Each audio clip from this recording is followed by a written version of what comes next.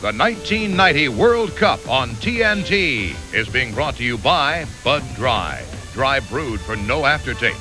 By Michelin, because so much is riding on your tires. By Tums, the sodium-free antacid that's rich in calcium. And by Coke Classic. You can't beat the real thing.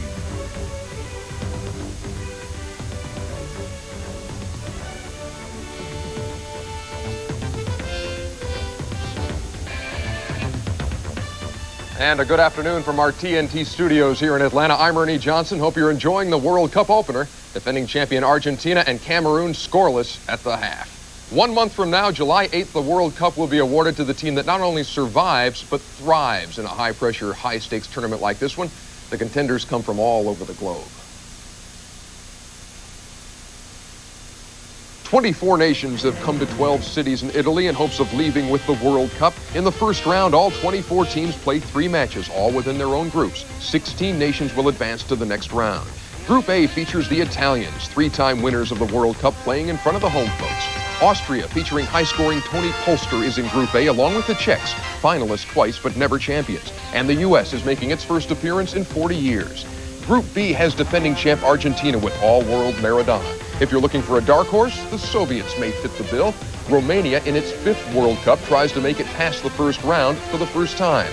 And there is Cameroon, which holds the distinction of never having lost a World Cup match. In '82, Cameroon had 3 draws. The only country to appear in all 13 previous World Cups, Brazil, heads Group C. Sweden is in for the first time in 12 years. Scotland, like Romania, has never gotten out of the first round. And Costa Rica rounds out Group C. In Group D, you have the West Germans, 2-time World Cup champions. Yugoslavia could be heard from before the month is over. Colombia features the flamboyant Jose Rene Higuita, surfer, part-time disc jockey, and pretty fair goalkeeper. And the smallest nation to qualify, United Arab Emirates, closes out the D group. 1986 semifinalist Belgium tops Group E. Spain, which was knocked out by Belgium in '86, boasts Miguel Gonzalez, better known as simply Michel. Uruguay won the Cup in 1930 and '50. And South Korea is the bottom seed in Group E, but could surprise. And in Group F, where officials have vowed to control the rowdy hooligans, the Netherlands will be challenged by England with 40-year-old keeper Peter Shilton. Ireland makes its first World Cup appearance, and Egypt hasn't been in the Biggie since 1934. Now, the top 2 teams in each group advance to round 2, along with the top 4 third-place teams. 2 points for a win, 1 for a tie, none for a loss. There is no overtime played until round 2. Coming up, the first installment of our Michelin travel log. Paul Ryden takes us on a tour of Italy.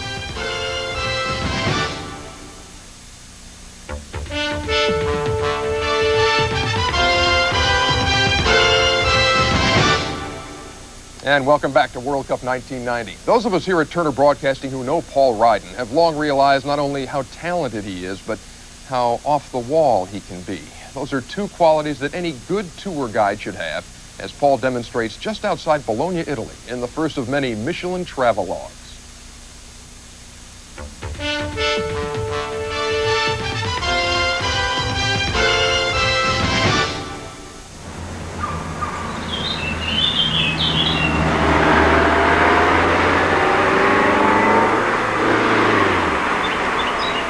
O sole mio. You know, a lot of my friends think this is a real waste. I mean, here's a guy who normally drives an American car with an automatic transmission and eats white bread. And he gets the use of a 0 to 60 in 5 seconds Porsche to drive around Italy for a couple of weeks. But I shoulder an awesome responsibility, letting you in on what Italy has to offer for those of you who, after watching the World Cup, decide you want to pay it a visit. So I've got my red Michelin guide, my green Michelin guide, my Michelin map, my Michelin hat, not to mention my Michelin MXX tires. Boy, think of me as the Michelin Man. Well, maybe not the Michelin Man. Just think of me as your pal in Italy, your faithful guide. First, a few personal impressions and helpful hints. When stopping for gas, remember that liters are not the same as gallons, and lira are not the same as dollars. So don't be shocked when a fill-up costs 83,000 lira, but think about it enough and you'll realize you've spent around, $69 for a fill-up, gas going for about $4.50 a gallon. My solution? What? Don't think about it. Now, it would be very easy to let the language barrier stand between you and the good folks of Italy. Fortunately, I never go anywhere without my handy phrase book. Mi scusi, può dirmi lei dove è l'ufficio postale? Ho bisogno di pasta dentifricia. Sei nuovo di qui? Scusa. Il mio libro è rosso. This phrase book is great. So come along with me as we travel the highways and byways of Italy. No, that's too corny. How about just come along with me and we'll see the real Italy. What, as if there's a fake Italy? How about just come along with me because you've got a Paul riding on your tires. Yeah, I like that.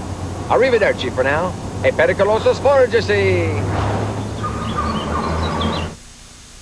And welcome back to our Atlanta studios and our continuing coverage of World Cup 1990. Let me take a moment here to let you know what we've got on the schedule this weekend here on TNT. Tomorrow, a doubleheader. 11 o'clock in the morning, it's a Group B clash between the Soviet Union and Romania.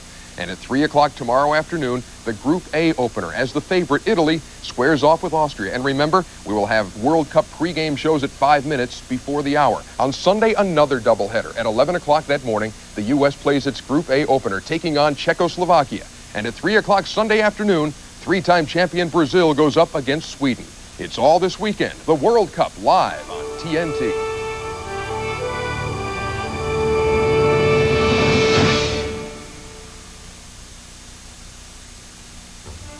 The 1990 World Cup on TNT is being brought to you by Santa Fe Cologne. Discover the mystery of its attraction. By Gatorade for that deep-down body thirst. By Citizen ProMaster watches for professional use only. And by Micotin. Step up to the mic.